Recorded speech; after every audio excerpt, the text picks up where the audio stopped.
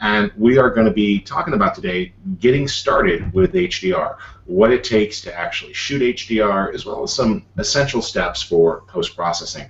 And we've got two great panelists with us today. We've got Ron Pepper and Blake Rudis, and I'm going to let each person just tell you a little bit about themselves. Why don't we start with you, Ron? Yeah, hi everybody. I'm Ron Pepper. I'm in San Francisco, where I specialize in panoramic photography. And I like to say that a panoramic photographer almost always is an HDR photographer, because it's really a tool to use for capturing a whole 360 with bright and dark areas in all directions. So that's kind of where I got my start using HDR. And I've also been working with HDRSoft, which makes Photomatix, for quite a few years now, doing quite a few things, including kind of doing outreach like this and helping people get started with HDR, which we want to do today, and also answering questions from people that have been using it and maybe have been wondering how to get some better results, how to get different results, things like that. Excellent. And one of the things we are going to focus on today, folks, is how to get natural looking images in many cases. And a lot of that will start by making sure you capture enough source files. And joining us is a guest expert, Blake. Why don't you give people a little bit about your background? You and I were talking earlier, and I think it's sort of fascinating how you got into HDR, the way that you look at light, in fact. Right.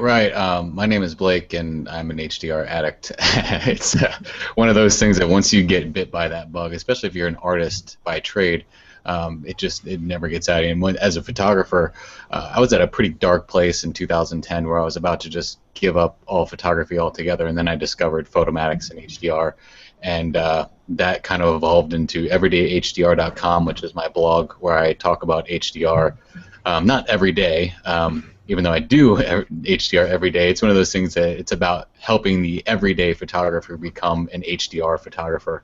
And then I have HDRinsider.com. So I took my first series of brackets on February 28, 2010, and it's been a snowball ever since. I started writing books and all kinds of crazy stuff, but I started out as a painter, actually. As a kid, I used to paint with Bob Ross, before the Saturday morning cartoons came on. I wasn't very good, but that's where I got my start, and then I actually got my degree in printmaking and sculpture, and I've just kind of transitioned into this HDR thing because really it does everything for me. I can capture light in almost 3 dimensions just as I saw the scene.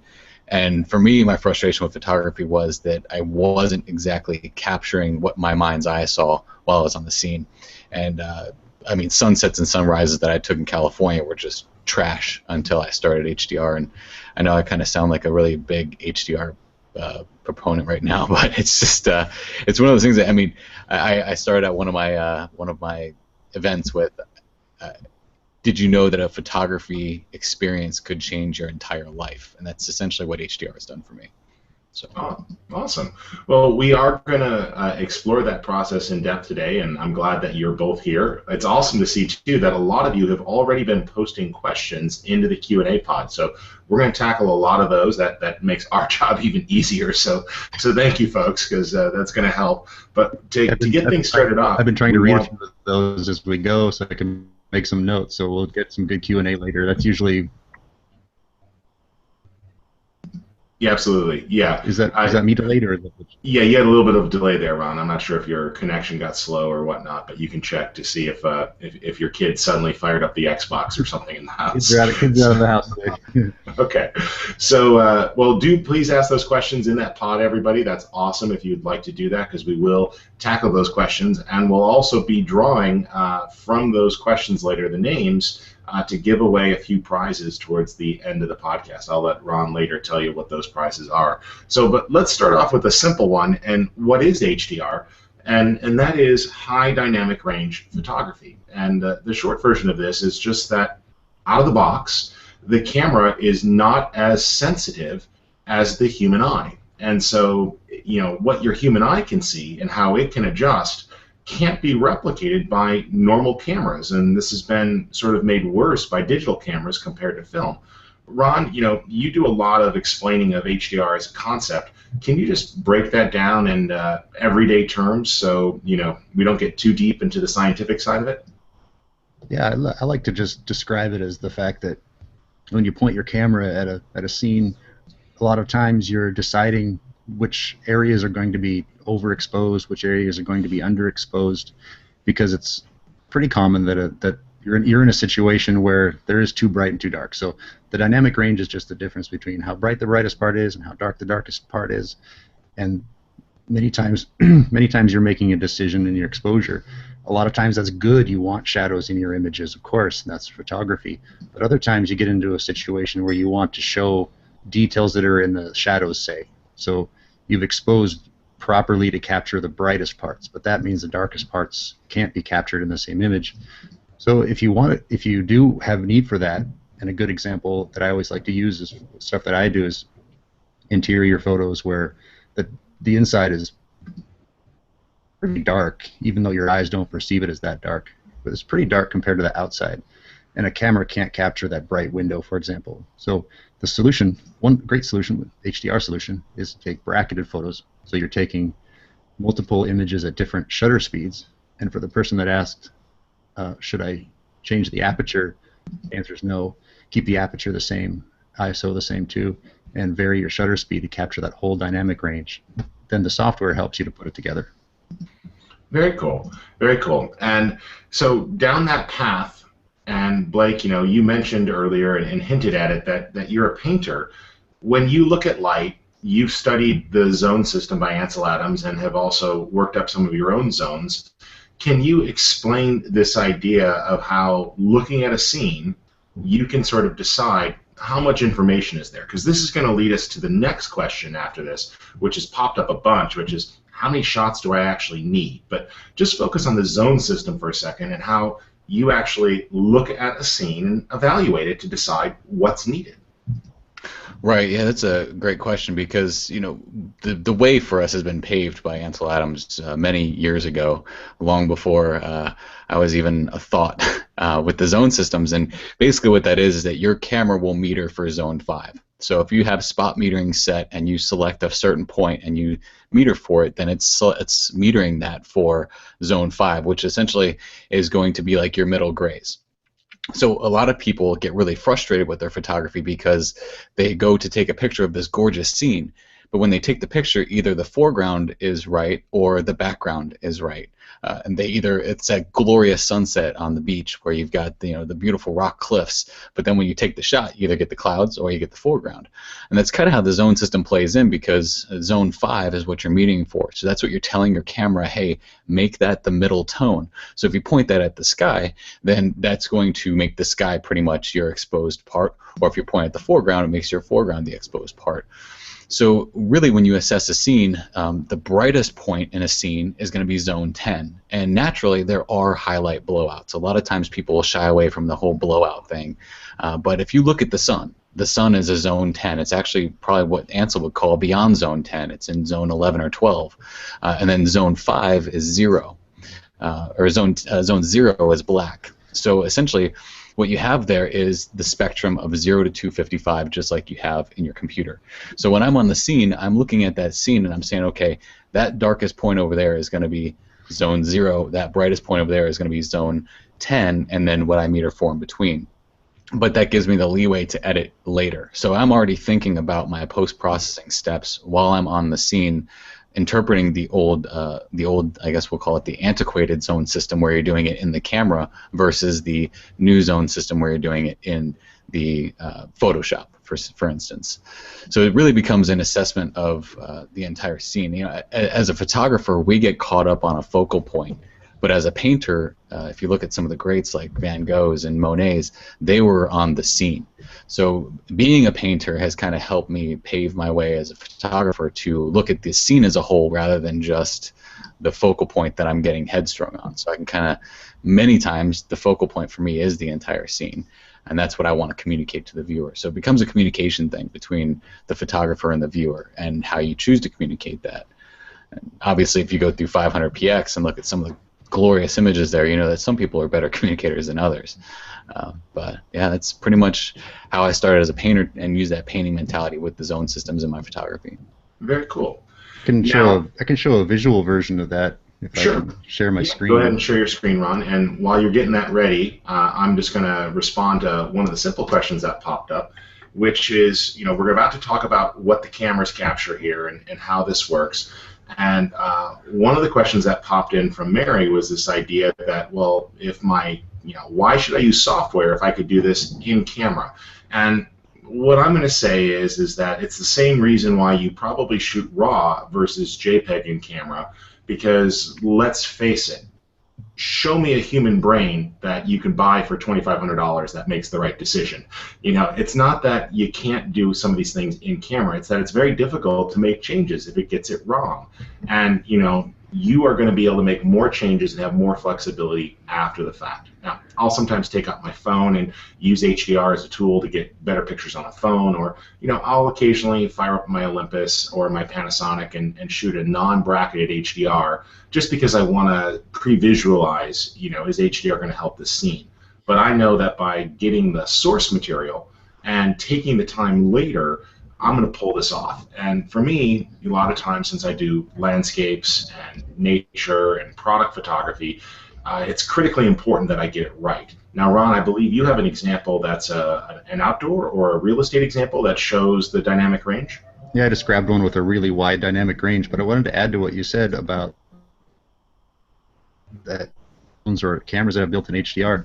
Sure, why not? The thing is, it's just more limited compared to what you can do, like making your own decisions and setting your camera manually. I use my iPhone, I use my Olympus, and I just hit the HDR mode if I just want to do what I would call it kind of extended dynamic range. So it's going to get more, and there's nothing wrong with that. It's just that if you want to take it farther, or especially in a serious kind of either professional situation, or you've gone over there to Prague and you're out next to the bridge and you want to make sure you get it right, then get it right. But you can also use those other tools. By all means, I encourage it. This is just my bridge window, and I'm just showing a series of bracketed images to show, I think this will work, where this is just kind of a abandoned barn up in the mountains, but it has very dark interior, and this image shows the detail in the darkest areas, all the way down to this one that shows what's outside. There's this nice mountaintop outside. So I can actually scroll through and just show you how the bracketed images look, taking us all the way through from brightest to darkest. And in the old days, I would just have taken 2 images and then I would have just painted in the mountain, but I don't get all those details in between. And here's an example where it's this detail up in between the wood. There's areas of bright coming through. So there's a lot of details in there that would be lost doing that. And then when I processed them, I have a bunch of different ways I've processed it. I guess this one kind of has that HDR look and everything, but there's just a few different ways. Some of them look more realistic than others. But it's just a problem solver for like a situation like that. Yeah. For anybody who's kind of wondering about how the bracketed images will look when you take them, there's one example. Well, so that's a good point, and I want to get the production process nailed down for folks, and we'll come back to post. But now that you've seen those images and what the camera captures, I think this is a good time to talk just briefly about equipment. Now, more and more cameras have a bracketing feature built in. You might have a button labeled BKT, or you'll find exposure bracketing. Some cameras will label the feature HDR, but you want to make sure that it's actually saving the brackets. And Ron, we just published a great post from you today about how many brackets do I need, so people can read that over at Photofocus and after this hang out and go a little bit deeper. But the idea is that a bracket is typically 1 or 2 exposure stops different from each other, so that we are slicing up the dynamic range of the photo. The camera can only see so much, and certainly while we have raw files, and on a future hangout we'll talk about making HDRs from single raw files and what can be done, but you're getting more information. And so you showed a scene there where it was important to have a wide range of information. And so when we are doing this bracketing, what it comes down to is enabling the feature on the camera. So ideally, your camera has this built in. If it doesn't have it built in, then you can use an external remote. Or if you're a Canon user, you can hack your camera with a tool like Magic Lantern. But more and more cameras are having this built in.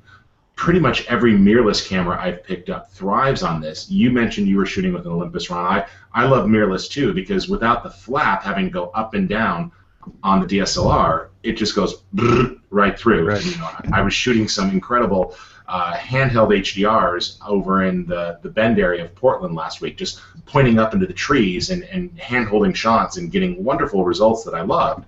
So you don't have to shoot mirrorless, but you do need a camera that can shoot brackets. And if it can't shoot brackets, then you need to turn to an external remote. For example, Trigger Trap is a great way to use your phone to control it. Blake, what sort of camera, not brand necessarily if you don't want to out yourself, but what sort of tools do you use to capture your actual HDR source material? Anything but Nikon. No, I'm just kidding. That'll be good. No, I'm joking. I don't really prescribe to a brand. I started out with Olympus, and I use a Canon 6D because to me that's like the landscape photographer's dream camera. It's kind of like a 5D Mark III would be for a wedding photographer. That's what I use for my primary, what I call my primary weapon, and my sidearm is a Sony A6000. I love that little camera, and it's really inexpensive for what it does. You know, $550 without a lens, $700 with the lens, and that thing, I did a review on YouTube of the Sony A6000 keeping up with my $2,400 Canon 6D. You know, so it's not about the money. I don't want anybody to think that it's about the money and what you put into your camera. Really, when I started, and for the first 3 years of my blog, I was using an Olympus E30, which is a 12 megapixel camera that is ages kind of old compared to where we are now. So you don't have to have the latest and greatest and best of everything. I mean, in reality, all I use is my camera, a shutter release, a $10 shutter release off of Amazon. I didn't even buy the Canon brand because it's way too expensive. And then a tripod, and you're good to go. It's probably one of the least expensive types of photography to get into. When you actually do traditional landscape photography, you might find that you're spending more on filters than you are on software, when in reality, sometimes all you need is the software. You don't need all the filters and all the add-ons. So my primary is a Canon, secondary is a Sony. And the Sony's mirrorless, and the Canon is full-frame regular DSLR. But I agree with you on that. The Sony, I mean, that thing, I can't even think as fast as that thing captures images for brackets. So it's really nice, especially you really want to mitigate any shake at all. You can still do it handheld, and it's not that big of a problem, but it's nice to have those added features that capture so fast. And there was a follow-up question about not just camera movement, but movement within the scene. So sometimes when we shoot HDR, some of those exposures are getting incredibly long, and you're going to end up seeing some overall movement within the frame. Ron, can you describe ghosting a little bit and talk about the workarounds after the fact? And then I've got an example to show. But as you shoot these different brackets, and some of them get longer and longer exposures to bring out the details in the shadowy regions, or you're shooting in a lower light situation, you do tend to see the movement, or people might reposition themselves, branches might blow, flags may wave. Right. Well, there's you're talking about two different kinds of ghosting. I think one is if you have a long exposure, then of course say a person walking through the scene at a half-second exposure will be a bit blurry. Whereas even if your captures are very fast, people or cars or clouds or leaves can move. Someone asked about leaves, and that's how it is. That's how it is when you're taking multiple exposures. And so there are tools to fix that now. In the old days, you would just take one of the source images and kind of layer it back over and paint in the area that got ghosted. But now there's deghosting built into Photomatix, both Essentials and Pro.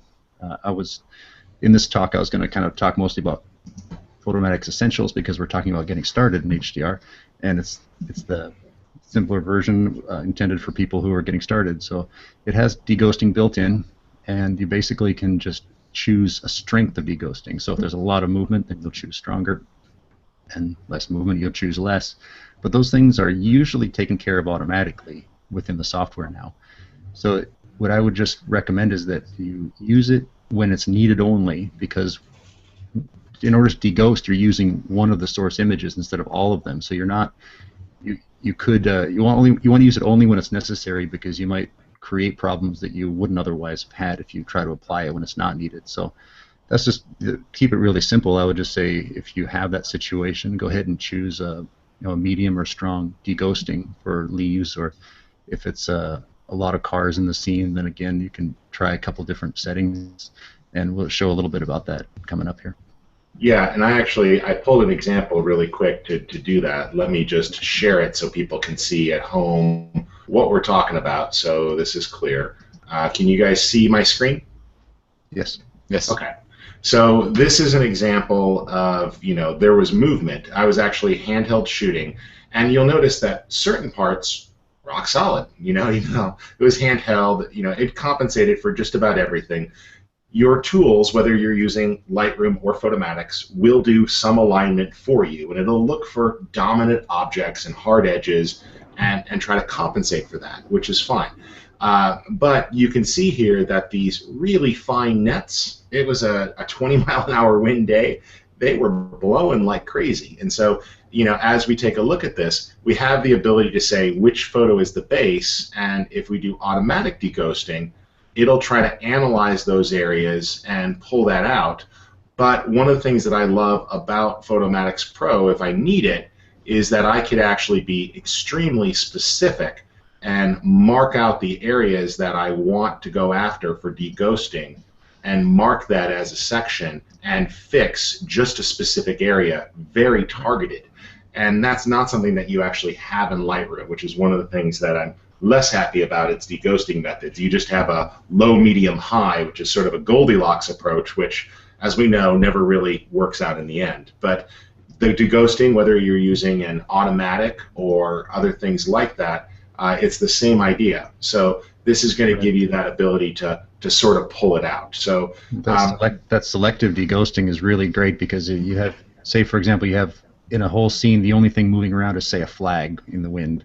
You can just isolate that flag and deghost that without applying any deghosting to the rest of the image, where again you could degrade the rest of the image if automatic just chooses something that doesn't need to be deghosted. So that's a really powerful tool.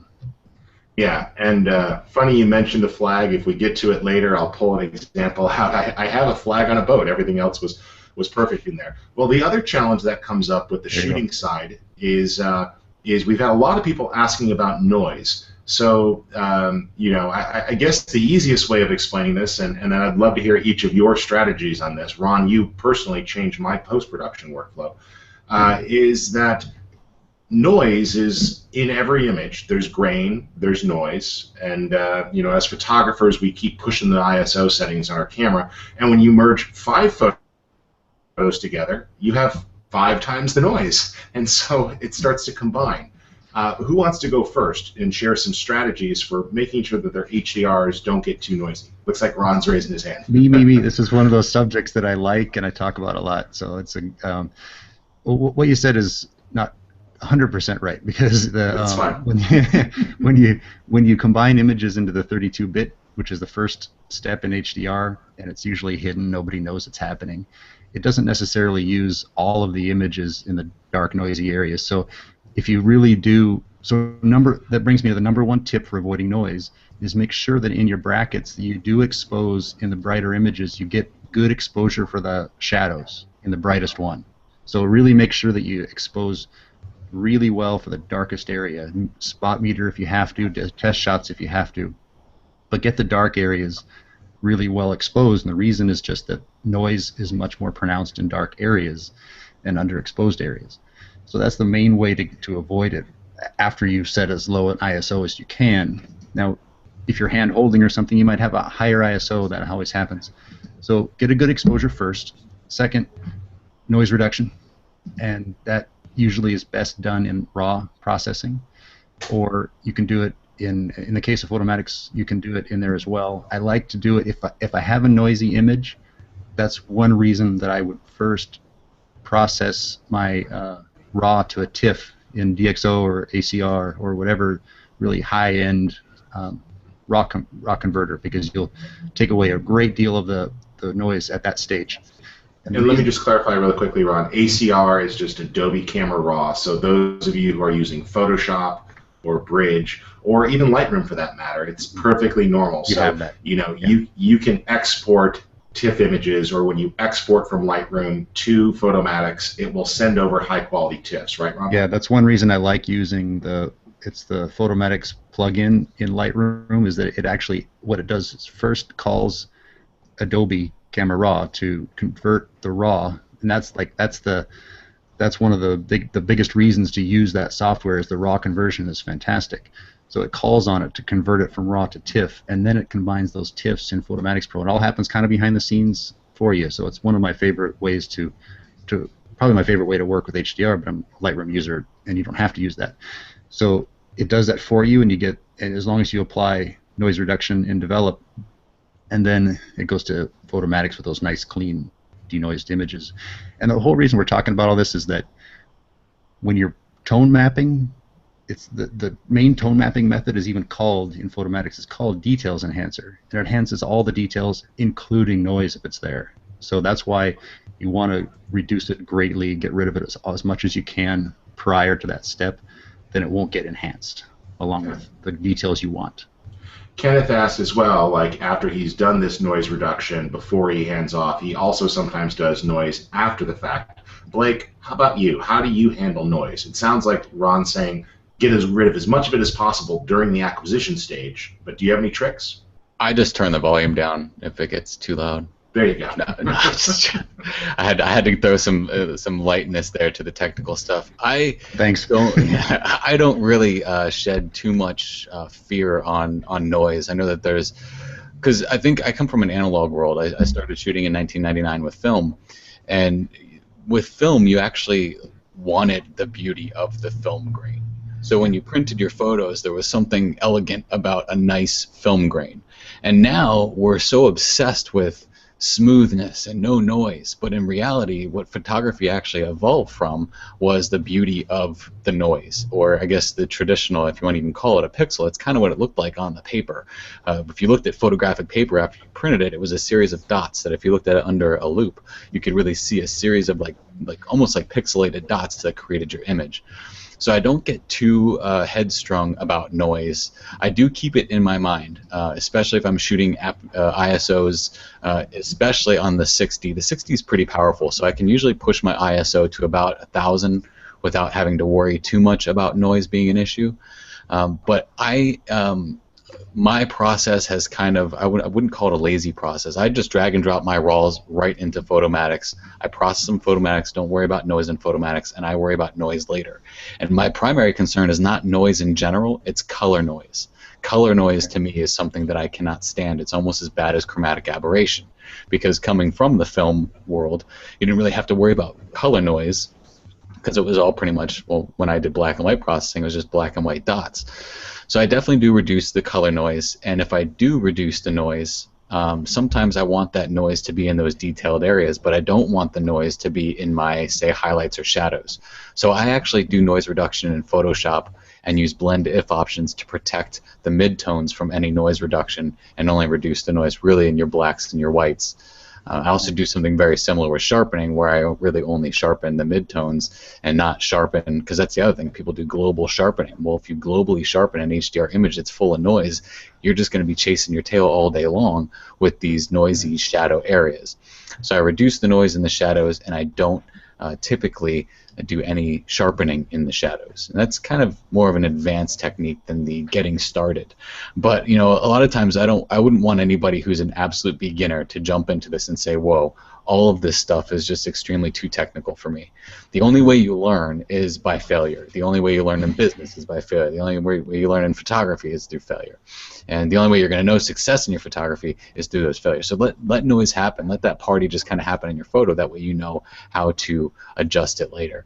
I'm not saying I run around with noisy photos at all. That's not what I'm saying. But I don't take too much of a technical approach to it, and I don't really let that be something that holds me back from the HDR process. Because some people will say, well, I'm not going to shoot HDR at night because there's going to be a lot of noise in the black sky. Well, that's true, but there's ways around that. So, you know, it's one of those things. Don't let the idea of noise be your limitation for the starting. So don't worry about your camera sensor. Don't worry too much about your ISO. Just get in the practice, get in the habit, and do it. And know that that noise is going to come out in tone mapping. Like in all my tutorials and my training, I basically say that noise is kind of like teenagers.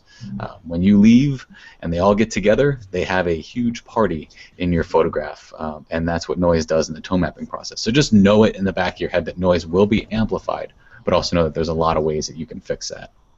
So to that end, 1 second, Ron, I'll come right to you. So Mike Hardesty was asking a good question that's sort of related to this. He's saying, JPEG, RAW, or TIFF, what's best?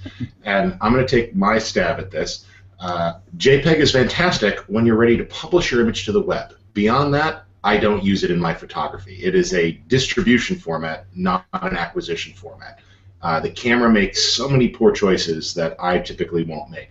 I love having the RAW file, and I will develop that. And I agree with Ron that most of the time when I'm really doing it for the finished image and I'm making sure that this is the one I'm going to print and everything else, I let my images go through loving care using Bridge or Lightroom, and I'll clean up the noise, I'll flatten out the image, I'll make minor changes sometimes to settings, avoiding things like clarity, but maybe potentially playing slightly with the white or black point, but most of that's going to be resolved by the HDR image. I tend to tone down the sharpening when I'm in there to get a nice flat image so we're not amplifying the noise, and then we'll hand those noise-reduced files off to Photomatix for the merge. There are times that I will use Lightroom's merge just to get, as Ron was calling it earlier, sort of an expanded dynamic range. Hey, the shadows and highlight sliders move farther now for even more recovery, but it's not really an HDR image. In Lightroom, what they call HDR is really only working in a 16-bit depth space, and the plain version of that is that it's not using nearly as much information as you could have. It's an enhanced dynamic range. It's not really a true 32-bit dynamic range. Now, I don't want to scare anybody with math. We don't want to see the viewer count going down, but the short version here is that HDR photography has a bit of a scientific background, and it was all around this idea of how do we show things that the camera couldn't. So I think we've done a pretty good job of talking about camera settings. Ron, I know you have one more comment that you want to toss out, and then I'd like to just have us each show a simple merging workflow and how we might go about it from sort of the starting with the images and handing it off. So Ron, why don't you go, and then I'll queue up a workflow, and Blake, maybe you can show one as well. Keep it to about a 5-minute workflow if you could. Here you go, Ron. Just one of my favorite things on the noise conversation is there's something out there called exposure fusion, and it's right there in Photomatix. Most people don't really even think to click on it. What it is very much like if you had layered your images in Photoshop or something and then painted in and out the areas you wanted, but it does it for you in a very helpful, more automatic way. So it's not this complex HDR process. It's kind of more of a simple process. But one of the great side effects of it is noise reduction. After saying all that, if you were in Photomatix Pro with your images merged and you click on exposure fusion, it has this side effect because noise is very random in the image. So if you've taken a whole bunch of images of the same scene, that noise can get averaged out. It can get ignored. So it's a really great way for, say, like Blakey brought up nighttime HDR. I would almost for sure use exposure fusion for that because I'd be dealing with the noise at the same time as combining the different bracketed shots. Okay. Very good advice. Very good advice.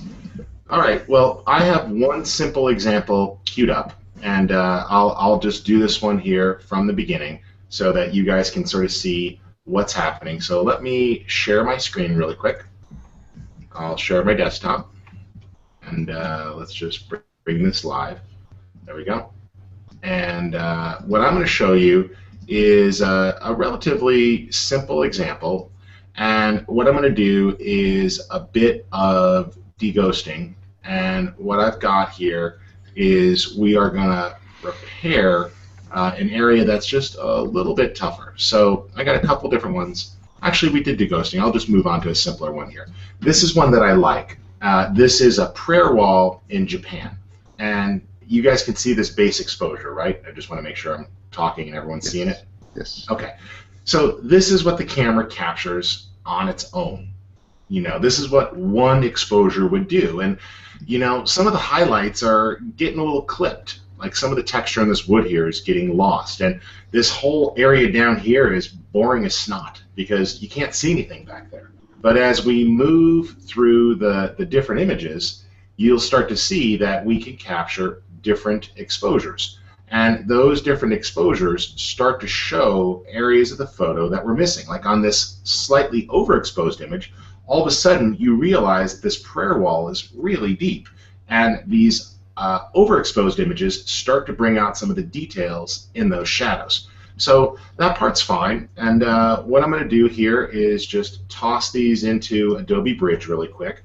And one of the things that I tend to do is I like to use Bridge. Now, you can do this with Bridge or without. This is an alternative to sort of a Lightroom workflow. But what we're going to do here is just process those. The thumbnails are just loading. And I'll select everything and open those inside of Camera Raw. And I'll just start with that base exposure. Now, I typically shoot the base exposure first and then have it do under and over. Some people, you can configure your camera to start on one end and work to the other. There's a lot of different ways here. But for me, the big thing is I'm going to tune down the sharpening here just a little bit so it's not so aggressive. And I'm just going to quickly check in the shadowy regions to see how much noise we're getting. And if you hold on the Option key as you drag these sliders, you get a little black and white image, which I find makes it a little bit easier to clean that stuff up. And Blake mentioned the color noise. I'm looking here in some of the shadowy regions to see if anything pops up. That's looking better. You can remove chromatic aberration if you have it. I'm using a Micro Four Thirds camera here, so the lens profile correction was automatically applied. You don't need to turn it on, but that's another advantage of Adobe Camera Raw is you can fix any sort of lens distortion issues that you might have. And when you feel like you've gotten that right, you just select all of your images and right-click, and you could choose Sync Settings so that it syncs those settings across all the images so they have a consistent develop, particularly if you were using those lens corrections so you don't get different types of distortion. At this point, if I'm going to do this right, I would just click Save Images, and I'm going to save those out as 16 bits per channel images. And I'm going to stick with the Adobe RGB workspace unless Ron's going to tell me I'm wrong. Am I okay at Adobe RGB, Ron? Sure. All right. Some people prefer to go to sRGB, but there we go. And we'll just put this out to the desktop where I always joke that all files go when you're giving a demo.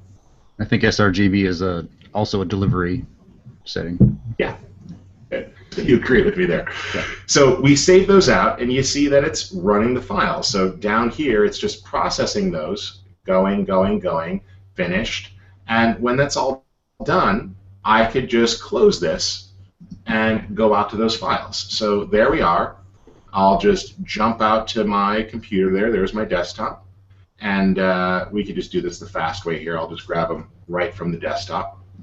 And I'll just hand those TIFF files off to Photomatix. Now, Ron's going to show probably Photomatix Essentials, which is totally fine too, and that's a great place to start.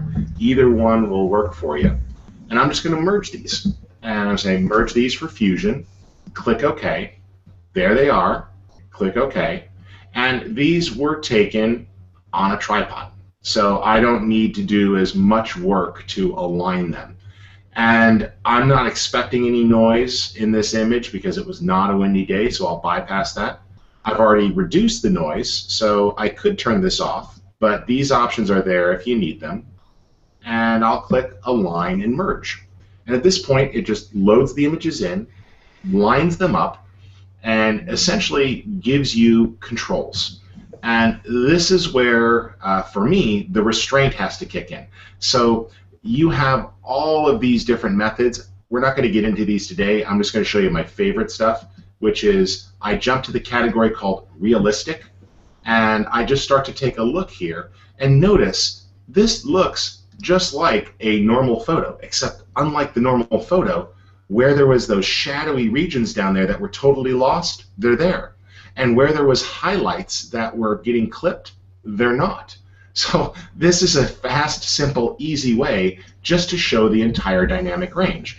And then because you can't help yourself, you can start looking at more other ones like enhanced, where it's just slightly richer blacks with a little more color.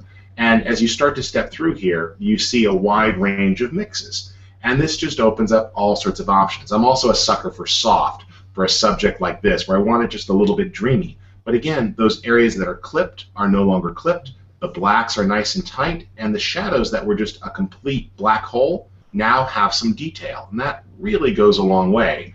And of course, if you have a photojournalism background like I do, the black and whites that you can make from this just blow anything away that you can do with Photoshop and Lightroom. When you have this much detail and information, you can make some incredible black and white images and really pull that out. And instead of losing the details down there, all of that stuff can be preserved. So that's pretty much it. When you decide you're happy, let's just jump back to realistic there and do that natural one. And I click apply. It hands it off, fuses the images together, and then gives you the ability, if you want, to do a little bit of additional processing. So you can take that image and decide if there's any additional things you want to do after the fact with finishing touches.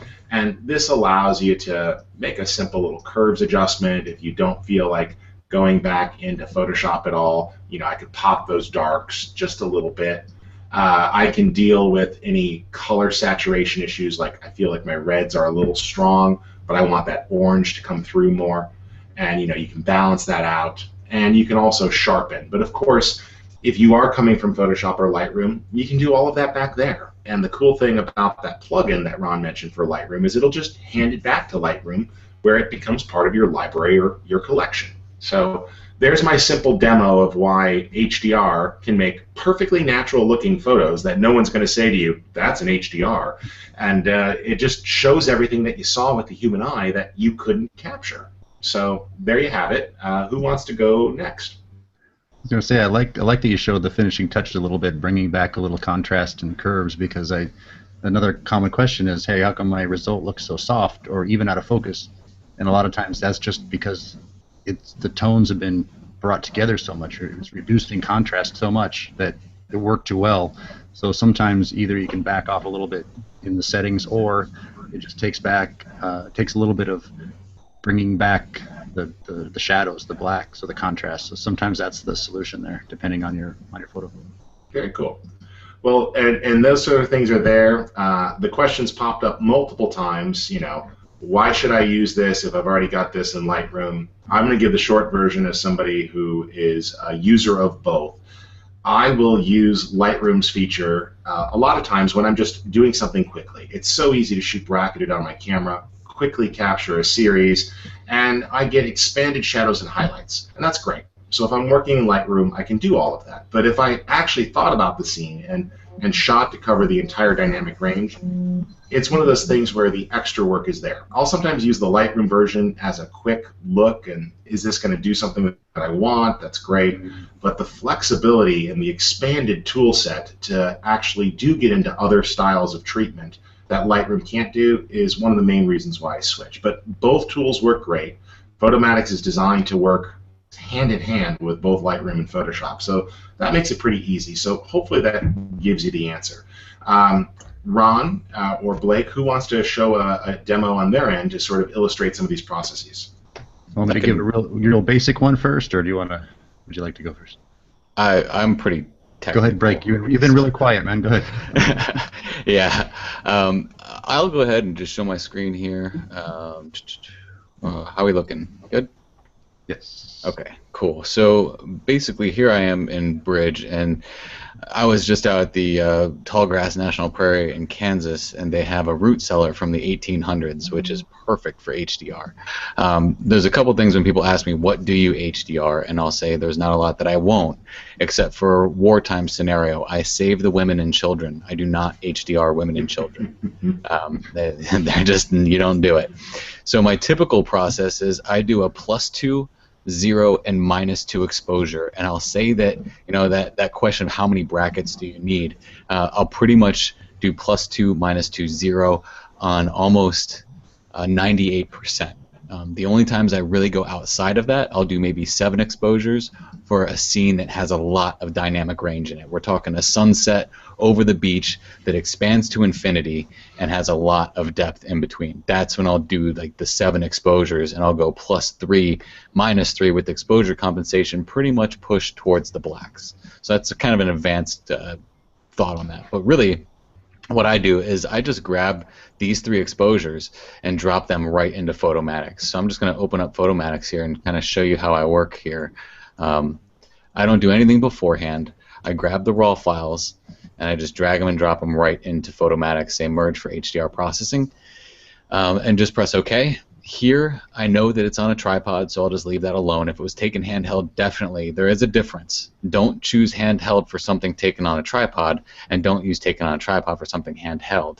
And it's really, I did a comparison of this in one of my ebooks where I talk about using an image that was taken on a tripod but accidentally selecting handheld, and it's of text on a sculpture, and all of the text is really fuzzy because of the way the algorithms work, and I'm sure Ron can probably talk our ear off about that, but that's, I just know based on what works and what doesn't work. So taken on a tripod, it's in a root cellar below the basement, so we don't really need to worry about ghosting there. There was nothing moving, although it was from the 1800s, so there probably really is a ghost in there, but we'll just go ahead and press align and merge to HDR. I'm not going to do anything else here. All of this stuff I do later in post-processing.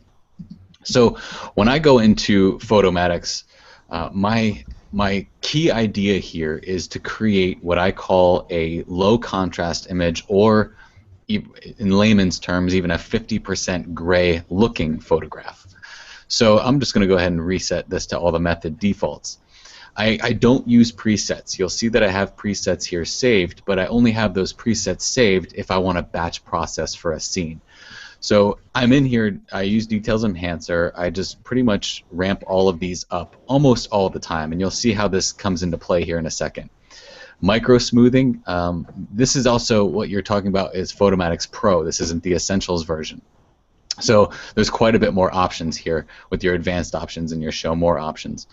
So really when I get into this, my main concern is my 8-bit histogram. And when I look at the 8-bit histogram, as I was telling you before about the zones 0 to 255, here is zone 0, which is also 0 on the luminance pixel, and here is zone 10, which is also 255 on the luminance pixel. So I really don't want anything to go on this curve past here or past here. So a lot of times when you first get into Photomatix, it's like, oh yeah, look at how grungy I can make this. How wicked cool is this?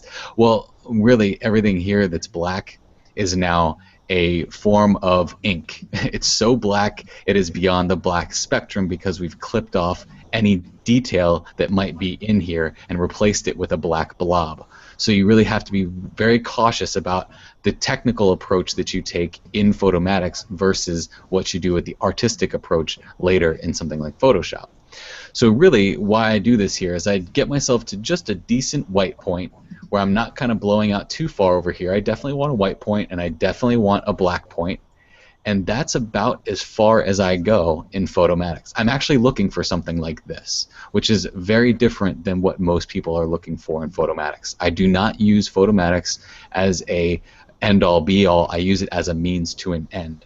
So basically what I mean by that is Photomatix is probably 10% of my workflow, with the camera being 10%, Photomatix being 10%, and then 80% of what I do is right in Photoshop.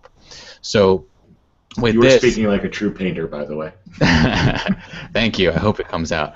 With the smooth highlights here, if there were clouds here, this would be a really ugly scene right now. So what I would do is I'd actually probably bring the smooth highlights all the way up to like the 93s. Or even up to 100 in those areas. If these were clouds, it would be really ugly right now. But that's pretty much where I leave it. And then I use this lighting adjustments here as how much light I want to give this scene. As if, did I forget my flash? Okay, here's some more light. Or do I want this to be more dramatic? Here's some more dark. And that's pretty much what I do. In most of my tutorials that I do, when people watch me do this, strength is at 100, the color saturation stays at 46, because the last thing I want is something garish and nasty like this. Please don't do this with your HDR. It gives HDR a bad name, and I've been doing this for 5 years and devoted my life to it. If you do this, I will beat you with your pixels. All right, so we'll go ahead and just leave that about right there. and then use that lighting adjustments after I've set my white point and black point, and you can see what it's doing to the tone curve here. It's pushing it to the left and to the right. So this is where I'm wanting my midtones to lie. Do I want my midtones to be more on the light side, or do I want my midtones to be more on the dark side? And it's up to the scene, and that's going to speak to you as an artist. I don't even want you to think about yourself as a photographer anymore. You are an artist. If you are doing HDR photography, you are an artist. A lot of people don't give themselves enough credit. So at this point, I press apply. So what I'm doing is I'm basically taking 14-bit images from the camera raw, expanding that bit depth to about 16, because when I save this, I'll save this as a 16-bit TIFF. So I'd save that right here as a 16-bit TIFF. And ironically, I was actually just working on this image before. I didn't actually mean to do this, but I was working on this image before we discussed. And this is kind of what I come up with in the end. I end up doing some very more artistic stuff with my images in the end. So I go through a lot in order to get my images to look like this, but this is what this root cellar looked like to me. It may not have been what the root cellar looked like, but this is what I want you to see, and I'm the artist. I get to make that decision. So to get to that point, I'll basically just open this up in Camera Raw, and in Camera Raw, I'm doing the boring stuff. I'm doing the, let me go ahead and just straighten this out real quick, because that needs to be straight. If there's any chromatic aberration in here, let me go ahead and reduce the chromatic aberrations. I'm doing all this stuff to set myself up for success in the future in my image. So I really don't do a whole lot in Camera Raw unless the image needs it. And here in Camera Raw, I can actually take things a little bit further, because if I press Alt or Option on the highlights or the shadows, I can see exactly where I'm starting to blow out my highlights, or where I'm starting to clip my shadows in, and I won't really have any shadows clipping here, is what it looks like. So I'll just get this image to a point where it's got a pretty decent shadow texture and highlight texture, and then I just open it up right in Photoshop, and I start doing my zone system workflow, which is where I break this image down into zone 0 through zone 10, and I get to manipulate those. Now, it looks labor intensive, but I will tell you, all it is layer intensive. Because at this point, I get zone 0, zone 1, zone 2, and all the areas that you see white, that's what's going to be affected by the movement of this tone curve. And you can get some pretty ugly looking stuff, but you can also really start to shape the texture in this. So this is where I take my background in painting, because I'm also using something called the color zone system, which allows me to modify my reds, orange, yellows, the whole spectrum of color. So I take a very technical approach to this, and when you look at it, it seems so convoluted. But when I break down my workflow for you, and you actually see it in some of my video training, it really is probably the simplest, most efficient, and effective workflow out there, because you always know what you're going to get when you start to train yourself to see in the form of tone and color. So it's very cool stuff. I want to make sure we don't blow people's minds today, because we are getting started. Okay. What I want to, we'll come back to this, and we're going to have you as a guest on another show, and we can go into some of those details, because I have a lot of Photoshop tricks that I love to do too, and I think you're bringing out a good point, and it actually addresses a couple of the questions, where people are saying, well, what's the right workflow? Should I go right into HDRSoft, or should I hand off from Lightroom or Bridge? Part of it is however you want to actually work, totally fine. That's up to you. And a couple of questions came up of what sort of things should I do after the fact? Well, Blake brought up a great point, and I'll do the same thing. I'll sometimes go back into Adobe Camera Raw. You can open up a JPEG or a TIFF in Camera Raw right from Bridge, and that's great. And you can take advantage of some of the things you already know as Lightroom sliders, so go to town if you want it. Sometimes I'll take advantage of things like the adaptive wide angle command to fix my panoramic photos, or to do other things, or upright, or other perspective adjustments to fix distortion within a photo. It's ultimately up to you, and it can go a long way.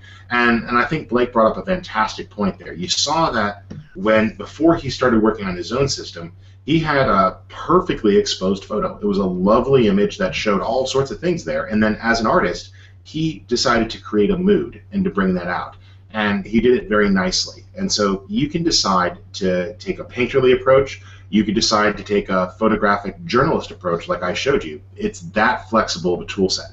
We've got time, Ron, for you to show us one more demo, and then we'll plow through a couple of quick questions and then give away a prize or two. So, Ron, are you ready to show us something? Yeah, I'll go completely opposite of Blake. This is perfect because we're like yin and yang here.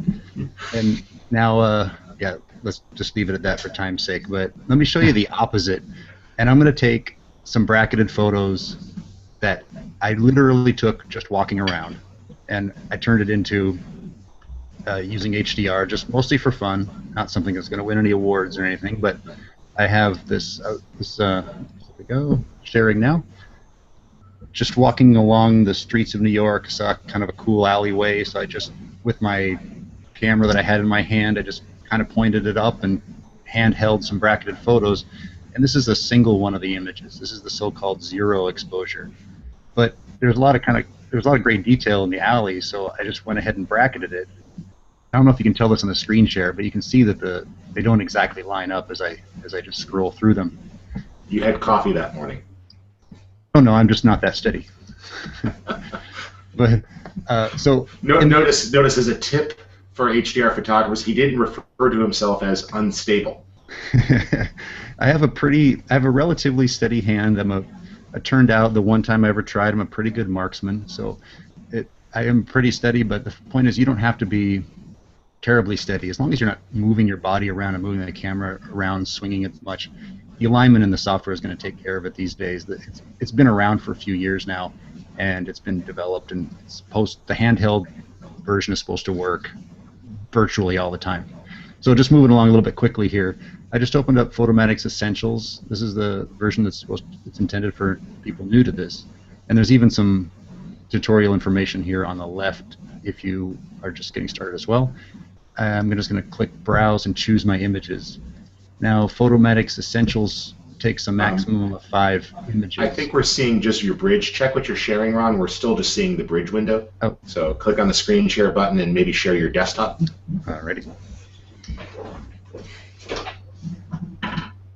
Just reshare your whole desktop, and that'll help. Entire screen. Now we see Rich. Okay. Good. Yeah, and then just switch over to your screen, and there we go. Okay. All right. Thank you. Me and Google Hangouts don't get along that well. All right. So I'm walking around. Did you shoot JPEG or did you develop JPEGs here? I did. I took these are JPEGs right out of the camera, and I'm just going to load 4 of them. So they're going to be the same as having taken 2 EV spacing. I actually shot 1 EV spacing because that's what my camera does, but I'm taking every other one here. And these just shows me which ones I'm putting together. So I'm going to go ahead and click on Adjust and Preview. So this is for all the people that are just trying it out. You walk around with a camera that has bracketing, you rifle off a few brackets, you load the JPEGs into Photomatix Essentials, and you're off to the races. So that's a very pretty black and white, by the way. Yeah, you know, it came up. Maybe I must have had a black and white setting when last time I used this or something, but it comes up with black and white. That's a great situation for black and white, I would say.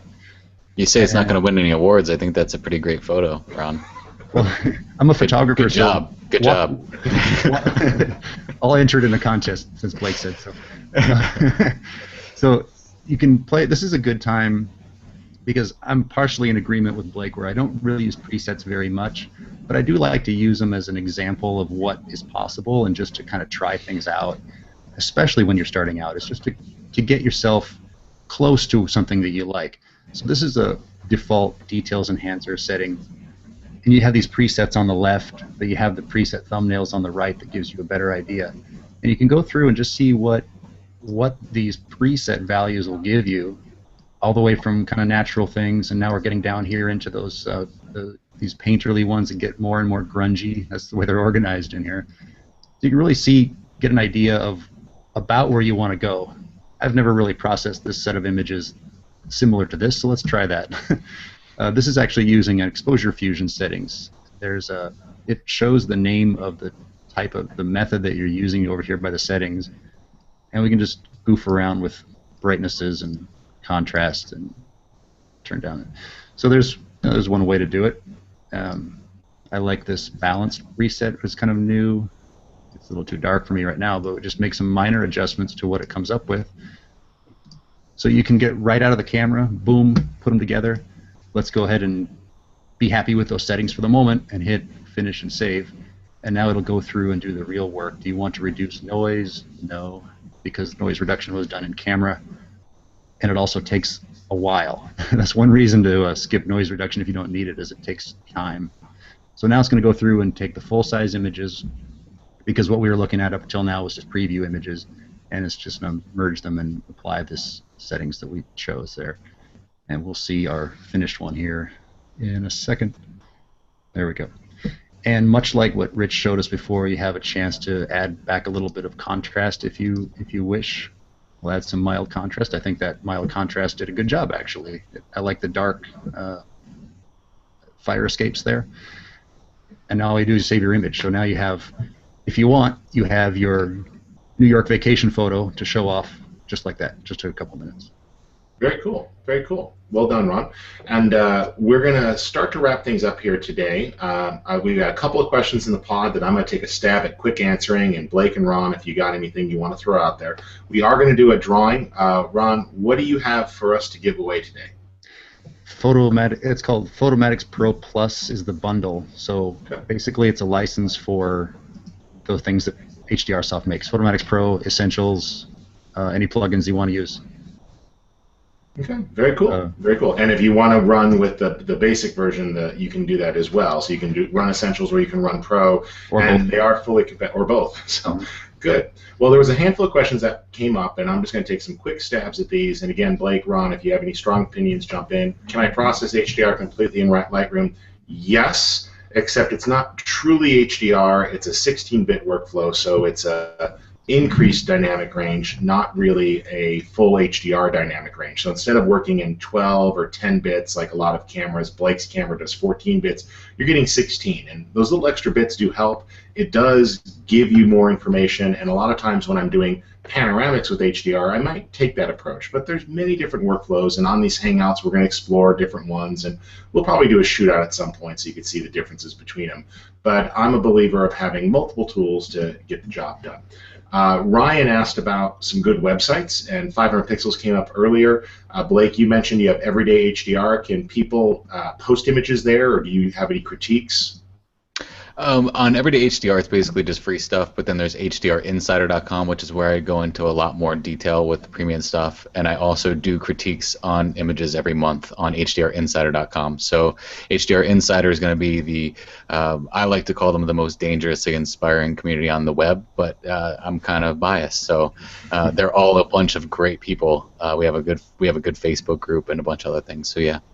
Good. And if you are a Photofocus member, we do have both Facebook groups and Google Plus groups, and there's many Flickr groups. 500 Pix has a large community. Ron, do you have any other websites that you enjoy, communities for critiquing of work or feedback? I'll stay out of this one. I haven't really gotten into the critiquing.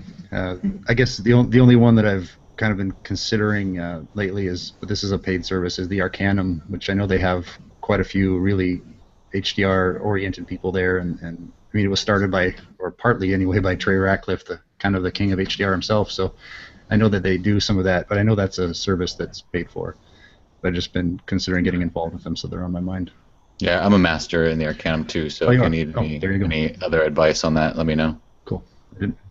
Okay. And the concept of haloing and ghosting came up. I think we've talked about ghosting a lot.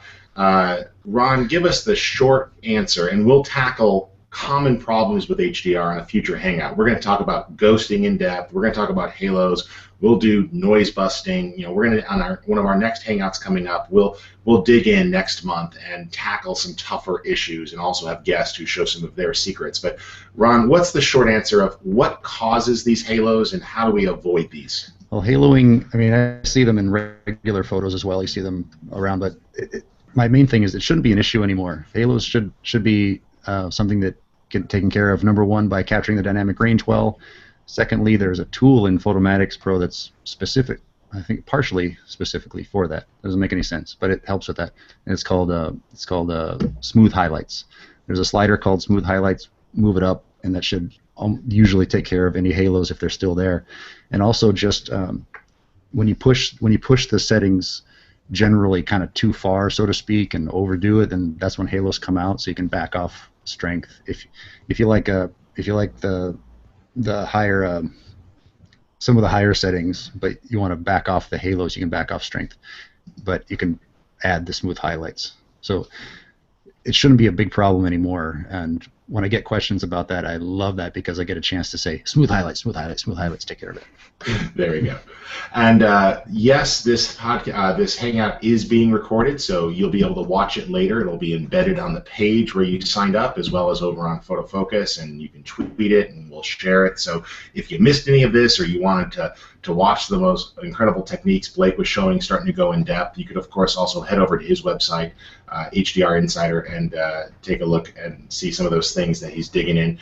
One question that we're almost out of time, but because I want to get to that drawing, but a couple things that came out. We talked about ghosting, we talked about Halo, so that's great. One of the questions was, how much time do you typically spend? And I'm going to say that for me, typically it's anywhere from 10 minutes for an image to maybe 30 for a real winter image if I'm intending to do a print and I want to make sure everything is perfect. Ron, what's your typical processing time? I also sometimes take advantage of batch processing. If I've shot a whole series under consistent things, it might be 10 or 15 minutes for the first one, and then I could just do everything else on autopilot. That's what I was going to say. First of all, I think we showed a couple of the extremes here. I did one in a couple minutes, and Blake works on them for a day, and I do sometimes work on them for a day as well. It just depends on the situation. Everything just depends. And but I wanted also, if I'm doing something like a project that has a whole bunch of interior photos that are in the same kind of lighting situations, I'll batch process those, and I'll walk away and make coffee and have something to eat and come back and it's done. So there's no active time doing them, or at least less, because you still have your post-processing steps, and it's going to just depend on your workflow. Okay. And Jeffrey sought to correct us and said he believed that Lightroom was doing it in 32-bit. Photoshop has a 32-bit method, but not very great toning techniques. The newer Lightroom one is a 16-bit DNG, guys. It's not a 32-bit one. I'm willing to be corrected on that, but I've dug pretty deep into it. Yeah, so have I. So I have to defend myself on how long it takes me. That's fine.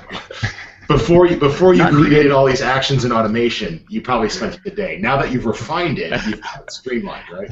I did. I spent about 30 seconds in Photomatix and then anywhere from 5 to 20 minutes to create what I consider masterpieces, and that's based on narrowing down your workflow. But I will say to any beginner that this will take you a long time in the beginning, and as you develop a workflow, and you should be refining that workflow all the time, it will take you less and less time. So at first, yes, this is daunting. It's a beast, but it can be tamed like every beast out there. So don't get discouraged by how fast somebody's doing something and how slow you might be.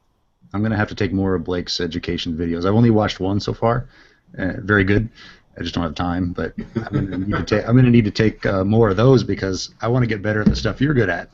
I have a video on zoneedit.com where I sell this stuff, where I did an entire post process in 7 minutes and 30 seconds to get to what I consider a masterpiece. So. Excellent. Well, folks, be sure to check that out. We are going to do our drawing now. There was a question of, are there any plans for an update of Photomatix in the near future? And I'm just going to go on record, unless Ron's going to tell me otherwise, that software companies never actually answer that question, so I'm going to try. I can answer. No, I call myself an HDRSoft insider. If you look at my screen right now, it's not necessary, but I have the 5.1 beta. You'll have to share your screen. And it excuse me, it shouldn't be long. It's a public beta now. You can go to the download page and choose it if you want to. Okay. So there is a public beta, I guess, of the 5.1, right? So just go to the. And then there's one real quick question: does using exposure fusion take the place of tone mapping? Yes. Okay. And the last question that's there: what do you lose by? What's the key differences between Photomatix Essentials versus Pro? One is going to be that batch processing. What are some of the other things?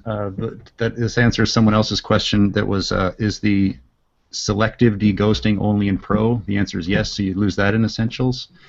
The maximum number of images you can combine is 5, which very rarely is an issue. And there's just some of the detailed settings. A lot of the sliders and options are not in Essentials, and frankly that makes things easier sometimes because it's kind of like that mountain confuses the situation, so maybe it's better to start that way. All right, very cool. Well, we are going to do our drawing right now, and we have taken all of the questions that you guys have asked, and we have randomly gone through and picked a winner, and that winner is Dana Kent. So Dana, if you are still logged in, you need to chime in into the Q&A pod and let us know that you're here. We're going to give you 30 seconds to do that. That's Dana Kent. You will be the winner. And you can send an email to rich@photofocus.com. And Ron, do you mind if I give out your email so she reaches out to you as well? Actually, yeah, it's just, in fact, if you have questions about Photomatix or HDR photography, write to us. I will see it if it's a photography question at support@HDRsoft.com. Good. And Dana can write to me there. Okay. Well, we'll make sure that she actually chimed in that she's actually here. So Dana, let's see here. She did. So she said this is awesome. So I'm going to assume that she is referencing winning. And if you get a chance, there is an HDR Learning Center over at photofocus.com. We've got a ton of different articles from different experts showing their approaches. Blake, we're going to be adding you to some guest articles in there a little bit later. I'm looking forward to that. But Blake, you do have a couple of websites. Give people those URLs one more time so they can look you up. I did, actually, and if Dana could email me to everydayhdr@gmail.com, I'll give her the Exploring HDR, the video series that I did that spells out HDR like you wouldn't believe. Awesome. Way to go, Dana. Yeah, just one big here. Everydayhdr.com is my main squeeze page, and then we've got hdrinsider.com. And if you ever need anything, I have a very open email policy where my boss, do not allow anything to go into my inbox without going out. So everydayhdr@gmail.com. I will respond to anything and even do custom tutorials for you for the YouTube channel. How do you do that, man? Some people think I'm an alien. Very cool. And support at HDRSoft is Ron's contact information. I am Rich at Photofocus. Thank you guys for doing this. We did run a whole series of articles today. Today was HDR Day over at Photofocus, so we got a couple of different tutorials. Ron has a great post over there about how many exposures do you need, and he shows the Photoshop elements and HDRSoft's Photomatix Essentials workflow. If you guys want to check that out, be sure to download the demo, give that a shot. And we'll continue to look at HDR more. We'll have another Hangout next month and more articles in the meantime. So thank you all so much for tuning in and for all the great questions. It made our job easy. Thanks again. My name's Rich Harrington.